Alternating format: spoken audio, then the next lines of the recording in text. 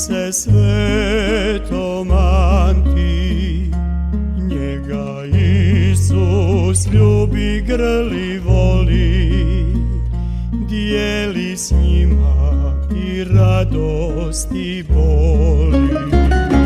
Sveti Anto, sveće cijelog svijeta, ljubav Božja u tebi cvjeta.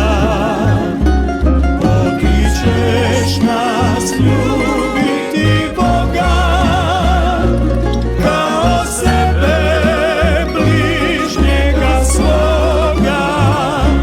Za tebe su svi ljudi braća, i dobro se uvijek dobrim vraća. Moja zahvala, molitva i spas, moli s nama, moli za nas.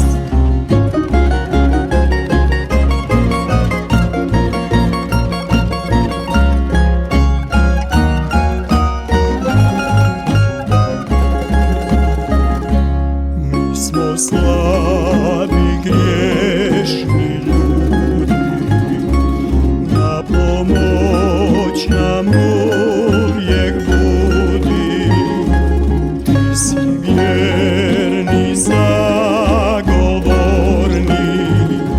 siguran i drag pomoćnik.